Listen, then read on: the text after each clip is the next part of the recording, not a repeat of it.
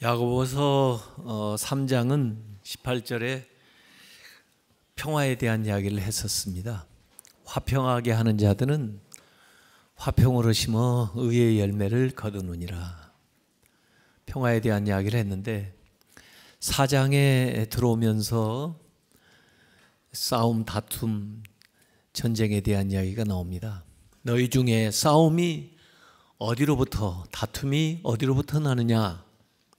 너희 지체 중에서 싸우는 정욕으로부터 나는 것이 아니냐 해서 이 전쟁과 평화가 나와 있습니다.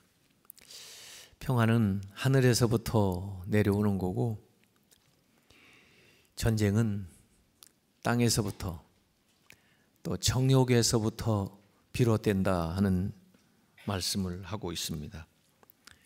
특별히 외부적인 것보다는 사람의 내면에서 또 우리 공동체 안에서 다툼과 싸움이 시작되는데 너희 지체 중에서 이렇게 표현을 하고 있습니다.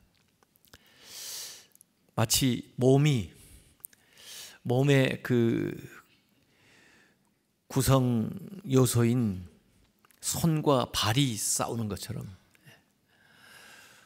사실 그게 가능한 일이 아니잖아요. 근데 지체 간에 어떻게 그렇게 싸움이 일어나느냐. 가족 간에 행복하게 살아야 되는데 실제적으로 알고 보면 가족 안에서 싸움과 다툼이 일어나고 한 교회 공동체가 화목한 공동체를 이루어야 되는데 교회 안에서 싸움과 다툼이 일어나고 나라 안에서 싸움과 다툼이 일어나는 게 너희 지체 중에서 다툼과 싸움이 일어난다. 결국 지체 안에서 서로 싸우는 것은 누가 이길 수도 없고 이겨도 지는 싸움이에요. 제가 이겨도 지는 싸움에 대해서 이야기를 해본 적이 있습니다. 아내하고 싸워서 이겨봤자 지는 싸움입니다. 왜냐하면 그 아내가 집을 지옥으로 만들 테니까. 자식하고 싸워가지고 이겨봤자 이기고도 지는 전쟁이에요. 애들이 상처받고 기가 죽을 테니까. 목사하고도 싸워가지고 이겨봤자 지는 전쟁이랍니다. 설교의 은혜를 못 받을 테니까. 더구나 하나님하고 싸워가지고 이겨봤자 지는 싸움입니다. 지옥에 갈 테니까. 아무 필요 없는 싸움을 우리가 왜 이렇게 하나? 거기에 대한 이유를 여기 얘기하고 있습니다. 정욕 때문이다. 마음에 있는 욕심 때문이다. 이렇게 얘기를 하고 있어요. 모든 싸움과 다툼과 불화의 원인이 마음속에 있는 이기적인 욕심에서 비롯된 것이다. 창세기에 죄가 어떻게 들어왔습니까? 선악과 사건을 보면은 그 선악과를 보는 순간 먹음직도 하고 보암직도 하고 지혜롭게 할 만큼 탐스러워. 그 욕심에 하나님과 같이 되어보려고 하는 생각에 그 선악과를 따먹으면서 죄가 들어오고 부부간에도 내 살 중에 살이요 내 뼈 중에 뼈라고 했던 자기 아내를 향해서 이 여자가 나한테 이것을 주어 먹게 함으로 내가 먹었습니다. 책임 전가를 하는. 그래서 부부간에 다툼이 생기는 이게 인간의 정욕이에요. 형제간에도 가장 가까워야 될 가인과 아벨 사이에 가인이 아벨을 죽이는 그런 살인 사건이 일어나게 된 것도 하나님을 독점해 보려는 그런 욕심에 또 동생하고 비교하면서 그렇게 해서 그 정욕으로 동생을 죽이고 마는 거죠. 바벨탑 사건도 알고 보면 더 높아지려고, 더 상승하려고 하는 인간의 욕심 때문에 인류가 뿔뿔이 흩어지고 마는 그러한 사건들이 일어나게 됐습니다. 모든 죄, 모든 분쟁, 모든 다툼, 모든 싸움, 모든 전쟁의 뿌리는 인간 내면에 있는 욕심이다, 정욕이다. 거기에서부터 모든 것들이 비롯되는데, 이 정욕은 unspiritual, 영적인 것이 아니에요. 물질적인 것이고, 그리고 육체적인 것이고, 세상적인 것입니다. 여기에서부터 죄가 또 싸움이 비롯되는 겁니다. 그래서 앞에 평화는 하늘로부터 내리는 지혜로서 오는 것이지만은, 이러한 싸움은, 전쟁은 세상으로부터 오는 지혜의 열매인데, 세상에서부터 또 마음의 정욕, 그리고 공중의 권세 잡은 사탄을 통해서 인간들의 그 부패한 욕망이 이 세상을 거대한 전쟁터로 만들어 놓고 말았습니다. 그래서 우리가 많은 에너지들을, 내면의 에너지들을 이 싸움과 다툼에 소진하면서 살아가고 있어요. 더구나 신앙생활하면서도 처리되지 않은 내 안에 이 욕망이 분쟁의 불씨를 지피고 있습니다. 그래서 이 욕망을 추구하는데 방해되는 모든 것들을 제거하기 위해서 인간은 무기를 만들고 그것을 가지고 사람들을 해하고 죽이기까지 한다는 것입니다. 아합과 이세벨이 자기가 가진 많은 것에도 불구하고 나봇이 가지고 있는 그 포도원에 대한 그 욕망, 욕심 때문에 그 밭을 빼앗기 위해서 그 나봇을 죽이는 것과 마찬가지예요. 그래서 오늘 야고보서 4장 2절에 너희는 욕심을 내어도 얻지 못하며 살인하며 시기하여도 능히 취하지 못함으로 다투고 싸우는도다. 너희가 얻지 못하는 것은 구하지 아니하기 때문이다 그랬습니다. 욕심을 내면서 다른 사람 시기하고 심지어 살인까지 해도 얻을 수 없다고 얘기하고 있습니다. 인간들은 더 많이 소유하기 위해서 소유지향적인 삶을 살아가고 있는데, 아무리 그렇게 애를 쓰고 남에게 피해를 주어 가면서 살인까지 저질러도 결국 그 싸움은 헛된 싸움이고 아무것도 얻을 수 없는 그런 싸움이다 하고 오늘 야고보서는 얘기하고 있습니다. 제가 기독교 윤리학을 다년간 연구하고 또 가르쳤던 교수였는데, 기독교 윤리학을 그냥 한마디로 요약해서 얘기하라면 저는 이런 그림을 보여주고 싶어요. 기독교 가치 체계에 대한 그림입니다. 사실 세상도 세상적인 가치가 있죠. 근데 세상에서 추구하는 가치들은 전부 보면 구체적인 가치예요. 소유지향적인 거죠. 그래서 그 소유하는 것에서 힘이 온다고 생각하는 거예요. 권력, 재물, 명예, 이런 것들을 가지면 힘을 갖는다고 생각하는 거예요. 그래서 모든 사람들이 그걸 갖기 위해서 혈안이 되어 있습니다. 그것이 우리 안에 있는 욕망이죠. 정욕이죠. 그런데 이 구체적인 가치는 한정된 가치예요. 희소가치라는 거예요. Limited value. 가지려는 사람은 많고 그 자리는 한 자리밖에 없어요. 그 재물은 한정되어 있어요. 그러니까 세상이 온전한 전쟁터가 되고 제로섬 게임이 되고 그걸 추구해 나아가는 사회는 레드 오션, 불바다, 피바다가 되는 거죠. 기독교의 가치는, 우리가 성경이 가르쳐주는 가치는 그 위에 궁극적인 가치가 있다는 것을 가르쳐주는 겁니다.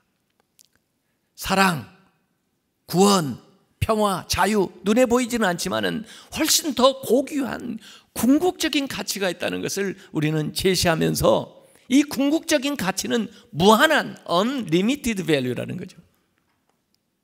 누가 독점할 수 없고 나누면 나눌수록 더 커지는 궁극적인 가치가 있다는 거예요. 그게 사랑입니다. 구체적인 가치도 중요하지만 이 구체적인 가치가 정말 가치 있는 것이 되려면 궁극적인 것을 섬기는 수단이 되어야 된다는 거죠. 이 구체적인 가치는 수단이 되는 가치지 목적이 아니라는 거예요. 목적은 궁극적인 가치라. 그래서 예수님께서도 마태복음 6장 33절에 너희는 그 나라와 그 의를 구해라, 궁극적인 가치를 구해라, 그리하면 이 모든 것, 이 구체적인 것들을 너에게 더해 주겠다는 거예요. 그래서 어떻게 우리가 가지고 있는 권력, 우리가 있는 재물, 우리가 있는 명예, 이런 게 나쁜 건 아니지만은 그것이 바로 쓰여지기 위해서는 이 궁극적인 것을 섬기는 수단이 돼야 되는데, 그 중간에 매개해 주는 근사치적인 가치가 바로 정의라는 겁니다. 정의롭게 그 권력을 행사해야 되고 정의롭게 그 물질을 활용해야 된다는 거죠. 정의가 빠져버리면 이 세상에 있는 힘을 가지고 오히려 다른 사람을 억압하고 더 많은 것을 착취하고, 그렇게 되면 그 가치가 전도된, 가치가 타락된 그런 인생을 산다는 거예요. 그래서 기독교 윤리학이, 성경이 가르쳐주는 가치관은 궁극적 가치, 사랑, 그리고 중간에 매개해주는 근사치적인 가치, 정의, 그리고 그 아래 권력, 이게 순서대로 이렇게 돼 있다는 거예요. 그런데 세상 사람들은 이 구체적인 가치만이 전부인 줄 알고 살아가기 때문에 세상이 온통 전쟁터입니다. 궁극적인 가치를 추구하면서 살아가면 블루오션, 더 세상이 아름답고 평화롭고 더 살기 좋은 세상이 될 텐데, 그러지 못하고 살아가기 때문에 세상이 서로 싸우고 서로 죽이고 어려운 일을 만들어 낸다는 거예요. 아서 밀러라고 하는 사람이 세일즈맨의 죽음이라는 그 책에서 이 두 가지 질문을 하고 있습니다. 성공을 추구할 것인가? 그러지 않으면 순리를 따를 것인가? 이 성공과 순리가 다르다는 거예요. 그 소설의 주인공 윌리 노만이라고 하는 사람은 성공적인 세일즈맨이었기는 하지만은 그의 말로는 자살이었습니다. 그 이야기를 통해서 성공보다 순리가 더 중요하다라는 메시지를 우리에게 주는 거예요. 그러면 순리는 뭐냐? 인생의 순리는 무엇을 소유하느냐, 어떤 직위를 갖느냐가 결정하지를 않습니다. 또 인간의 온갖 귀한 것들은 획득되거나 소유될 수가 없습니다. 오직 하나님의 은혜로만 주어진다는 것이에요. 그래서 영적인 사람들은 세상의 성공보다 거룩하기를 더 추구하고 자기의 뜻을 이루기보다 하나님의 뜻대로 되기를 갈망하면서 살아가는 것입니다. 우리가 하나님이 주실 수 있는, 하나님만 주실 수 있는 것을 세상에서 구하기 때문에, 사람에게 구하기 때문에 다툼과 싸움이 일어나고 그 싸움을 아무리 잘해서 승리를 해도 얻을 수가 없게 되는 것입니다. 형제들이 서로 다투고 서로 가지겠다고 할 때 형제끼리 싸우지 말고 부모한테 자기들이 필요한 것을 아마 구하면 또 주실 줄 몰라요. 자기들끼리 싸워서 취득하는 것이 아니라 부모한테 구해서 얻을 수 있는 게 많습니다. 오늘 여기 야고보서는 우리가 원하는 것을 정당하게 얻는 방법은 서로 싸워서 쟁취하는 것이 아니라 하나님 앞에 기도해서 얻어야 된다고 가르치고 있어요. 원하는 것을 얻는 방법으로 싸움이 아니라 기도를 얘기하고 있는 것입니다. 대인관계에서의 필요와 요구하는 것들을 하나님과의 관계를 통해서 얻어내라고 얘기를 하고 있는 거예요. 인간에게 필요한 모든 것들은 사람에게서 오는 것이 아니라 하나님에게서부터 온다는 것을 이 야고보는 가르쳐주고 있어요. 참 제가 113년 차 이제 총회 부총회장으로 출마를 하게 되니까요, 여러 가지 운동을 하게 되는데요, 저 유익한 운동들이 많아요. 실제로 제가 3년 만에 건강검진을 가가지고 전부 종합검진을 했어요. 몸이 건강해야 교단 일도 할 거 아니에요. 건강검진을 한 의사 장로님이 이전에 건강검진을 한 거하고 비교를 딱 하면서 판독을 하면서 이 얘기를 하세요. 목사님, 3년 전보다 더 건강해진 것 같아요. 무슨 특별한 비결이 있으세요? 무슨 운동 규칙적으로 하고 있는 거 있으세요? 그래서 요새 새로운 운동을 하나 시작한 게 있는데, 그랬더니 그게 뭐예요? 그래서 선거운동이요. 그랬더니 그분이 이건 스트레스 받는 건데 오히려 저는 이게 운동이 되고 싶어요. 네. 기도하는 운동도 일어나고, 새롭게 하는 운동도 일어나고, 사랑하는 운동도 일어나고, 새로운 걸 깨닫고 배우는 운동도 일어나고, 하나님의 뜻도 아는 운동이 일어났으면 좋겠어요. 근데 실제로 우리 교회에서 지금 100일 릴레이 기도를 하고 있잖아요. 그 기도하는 것 자체로도 너무 좋은 거예요. 제가 꼭 당선되게 해달라 그렇게 기도하지 마세요. 하나님 뜻대로 하게 해달라고 기도하세요. 하나님 편에 서게 해달라고 기도해 주세요. 하나님이 기뻐하는 일들을 우리가 감당할 수 있게, 하나님이 원하는 일이 우리 교회, 우리 교단에, 한국 기독교계 이 땅에 일어나게 해달라고 기도하세요. 그리고 그런 기도를 하는 중에 여러분 자신을 위해서 기도하세요. 내가 하나님의 사람이 되게, 내가 하나님 앞에 쓰임받는 사람이 되게, 내가 하나님의 마음을 깨달아서 하나님의 뜻대로 살아가는 사람이 되기 위해서 기도하세요. 기도할 수 있는 운동이 일어나요. 우리 장로님들이 한 끼씩 금식하면서 릴레이 기도하고 있어요. 그리고 우리 서울 중앙지방, 우리 교회가 속해 있는 이 지방의 목사님들이, 장로님들이 100일 동안 한 끼씩 릴레이 하면서 기도하고 있어요. 운동이 일어나야 됩니다. 특별히 회개하는 운동이 일어나야 됩니다. 자성하는 운동이 일어나야 됩니다. 하나님의 뜻을 깨달아서 하나님의 말씀에 서서 살아가는 운동이 일어나야 돼요. 하나님께 얻어낼 수 있는 것을 사람에게 구하면 다툼과 싸움밖에 일어날 게 없어요. 엘리야, 연단을 많이 받은 분인데 그 흉년에 또 물도 말라가는데 그리시날가에 가 숨으라고 하고, 그 엘리야가 있는 곳에 하나님이 먹을 것을 공수를 해 주세요. 세상에 그런 방법을 어떻게 생각했을까 모르겠어요. 까마귀를 통해 가지고 아침 저녁 먹을 걸 낙하시키는데, 이 까마귀가 가져다 준다고 그래서 까마귀를 믿을 수 있어요? 까마귀를 섬길 수 있어요? 까마귀는 통로예요. 통로. 하나님이 공급자예요. 눈에 보이는 건 까마귀지만 까마귀를 믿는 거 아니에요. 공급하시는 하나님을 믿는 거예요. 그 하나님이 까마귀를 통해서 공급하는 거예요. 이 공급하는 통로는 바뀌어요.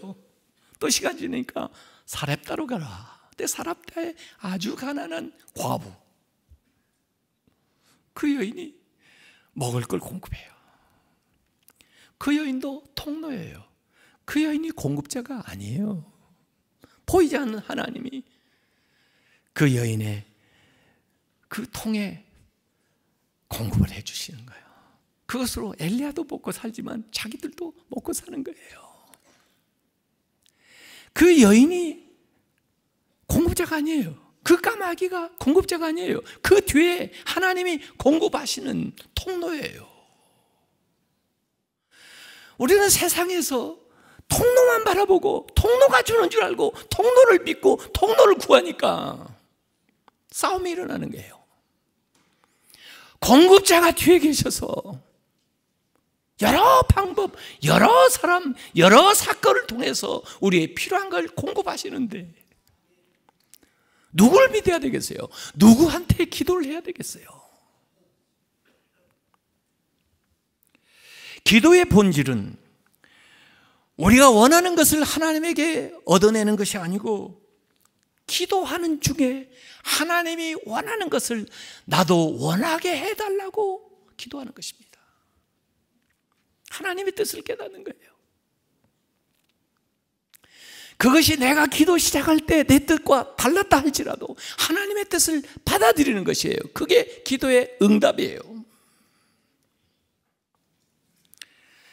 그래서 마태복음 7장 7절에 구하라 그러면 너에게 주실 것이요, seek 찾으라 그러면 찾아낼 것이요, knock 문을 두드려라 그러면 너에게 열릴 것이다. 기도해야 된다 그랬는데, 아니 기도했는데도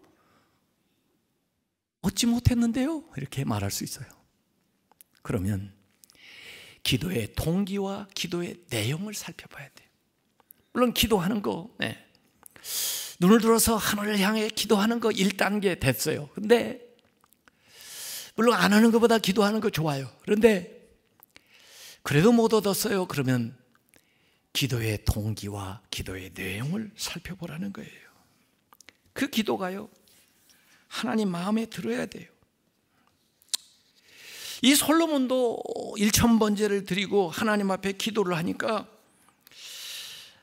그 기도하는 것이 하나님의 마음에 들었다고 열왕기상 3장 10절에 얘기했어요. 하나님의 마음에 들으니까 기도한 내용뿐이 아니라 기도하지 않은 것까지도 챙겨주시는데, 아니 도대체 솔로몬의 기도는 어떤 기도기에 하나님 마음에 그 기도가 꼭 들었을까? 그 기도를 살펴보면 감사하는 기도예요. 내가 부족한데, 자격이 없는데 하나님께서 저에게 이런 은혜를 주셨습니다. 그러면서 감사하는 거예요. 그 기도는 겸손한 기도예요. 저는 어린아이인데 제가 받은 일은, 제가 해야 될 일은, 또 이 백성들은 너무 위대합니다. 그 기도는 이타적인 기도예요. 제가 이들을 어떻게 섬기겠습니까? 어떻게 이들을 재판하겠습니까? 하나님, 그 일에 필요한 지혜를 주세요. 그랬더니 그 기도가 하나님 마음에 드는 거예요. 우리의 기도의 동기와 기도의 내용이 달라져야 됩니다. 그게 기도가 성숙해지는 거예요.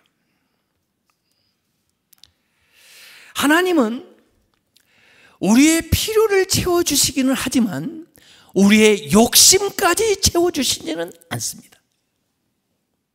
욕심은요, 미터진 독과 같아서 채울 수가 없어요. 하나님도 채울 수가 없어요.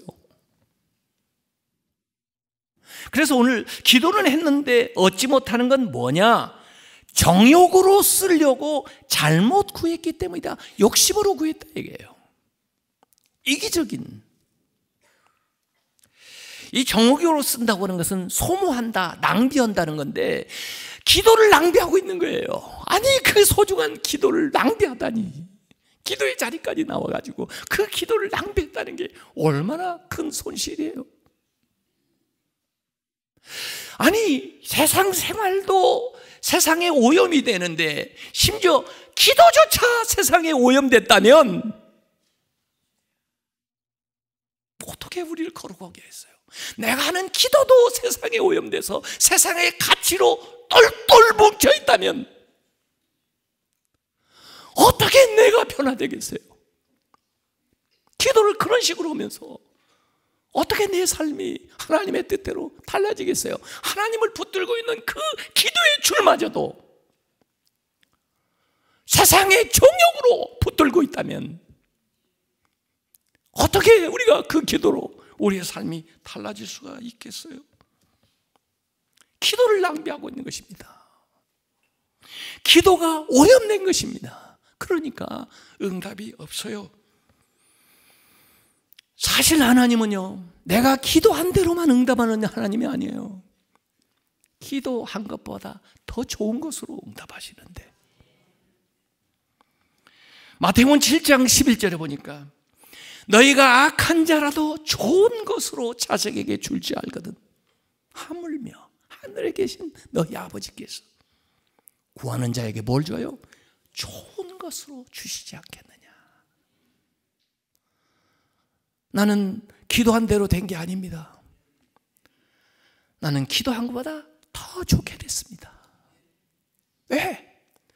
하나님께서 내 기도에 따라서만 응답해 주신 게 아니라 내 기도를 보시고 더 좋은 것으로 응답하셨기 때문에 그런 거예요. 오늘 야고보서 4장 4절에 가늠하는 여자들아, 세상과 벗된 것이 하나님과 원수됨을 알지 못하느냐?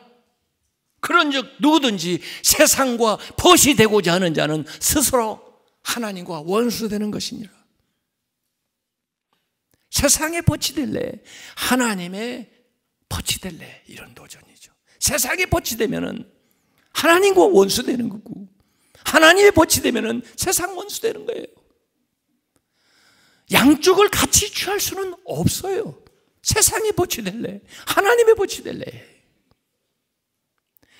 우리는 이 세상에 살면서 이 세상에 속하지 않습니다. 우리는 이 세상만 살지 않고 하나님 나라를 살아가는 사람들입니다. 우리는 이 세상에 속하지 않고 하나님에게 속한 사람들입니다. 만약에 우리가 하나님의 사랑을 받고 하나님의 자녀로 살아가면서 이 세상과 벗어고 살아간다면 간음하는 것이에요. 영적으로 간음하는 것이에요. 그래서 여기 이렇게 얘기하는 겁니다. 소유지향적인 삶을 살라고 세상은 계속 얘기합니다. 그러나 성경은 존재지향적인 삶을 살아. 예수님이 이 세상 공생애를 시작하실 때 받으셨던 그 시험 세 가지는 물질에 대한 것, 명예에 대한 것, 권력에 대한 것, 이건 세상에서부터 오는 세상의 가치에 소유하라고 하는 시험이에요. 거기에 대해서 예수님은 하나님의 말씀으로 하나님 나라의 가치로 존재지향적인 삶을 선포하신 것이 그 시험받은 사건이거든요. 우리 믿는 사람들이 그렇게 살아야 된다는 거예요. 여기 4장 5절에 너희는 하나님이 우리 속에 거하게 하신 성령이 시기하기까지 사모한다 하신 말씀을 헛된 줄로 생각하느냐. 하나님 우리를 사랑하는데요, 그 사랑을 어떻게 느껴요? 우리 안에 있는 성령이 우리 안에서 내주하면서 그 하나님의 사랑을 감동하는데요, 만약에 하나님 외에 다른 것들을 사랑하기 시작하면 성령의 안에서 근심하면서 탄식해요. 그것이 마치 질투하시는 하나님이 내 안에 계시는 성령을 통해서 시기하는 것 같다, 이렇게 표현하는 거예요.